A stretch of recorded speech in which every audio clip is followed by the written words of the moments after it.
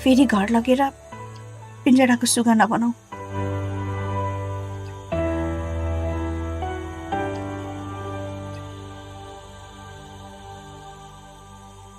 तर हिँड्नु जाऊ, हिँड्नु भनेको।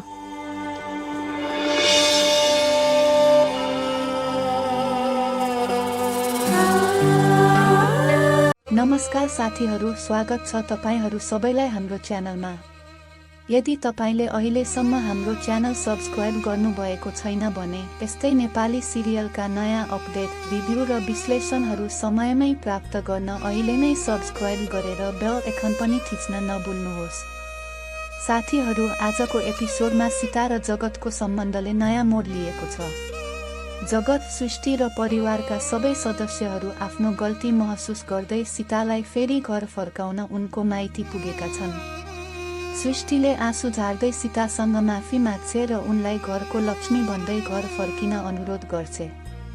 उता जगत पनि आफ्नो गल्ती स्वीकार गर्दै अब आफू पूर्ण रूपमा परिवर्तन भएको बताउँछ।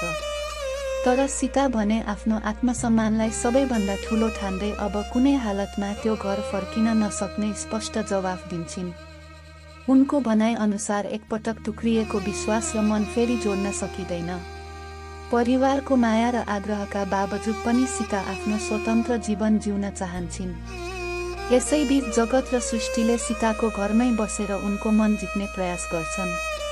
उनीहरू खेतबारीको काममा सहयोग गर्छन्, खाना पकाउँछन् र सीतालाई आफ्नो परिवारको अभाव कति महसुस भइरहेको छ भन्ने कुरा बारम्बार सम्झाउँछन्। तर सीता अझै आफ्नो निर्णयमा अडिग देखिन्छिन्।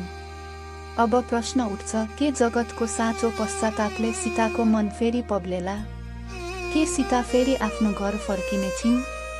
वा उनले स्वतन्त्र जीवन रोज्दै सबै सम्बन्धबाट टाढा रहने निर्णय कायम राख्ने छिन्? साथीहरू, आजको एपिसोड हेर्दा एउटा कुरा स्पष्ट देखिन्छ, सीता अहिले केवल जगतसँग मात्र होइन, आफ्नो विगतसँग पनि सङ्घर्ष गरिरहेकी छिन्।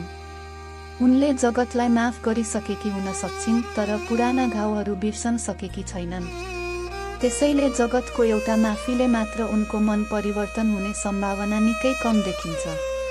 उता सृष्टिको प्रयास भने दर्शकहरूको मन जित्ने खालको देखियो। पहिले सीताको सबैभन्दा ठूलो विरोधी बनेकी सृष्टि अहिले उनको सबैभन्दा ठूलो समर्थक बनेकी छिन्। यही कारणले आगामी दिनहरूमा सृष्टिले नै सीता र जगतलाई फेरि नजिक ल्याउने महत्त्वपूर्ण भूमिका खेल्न सक्छे। अर्कोतर्फ रमेश र सृष्टिको सम्बन्ध पनि अझै रमाइलो र भावुक बन्दै गएको देखिएको छ। उनीहरू बीचको प्रेम र समझदारीले आगामी भागहरूमा थप मिठास ल्याउने सम्भावना छ। तर सबैभन्दा महत्त्वपूर्ण कुरा, जगतले अब शब्द होइन कर्म मार्फत आफ्नो परिवर्तन प्रमाणित गर्नुपर्ने अवस्था आएको छ। यदि उसले धैर्यतापूर्वक सीताको विश्वास जित्न सफल भयो भने मात्र सीताको मन फेरि परिवर्तन हुन सक्छ।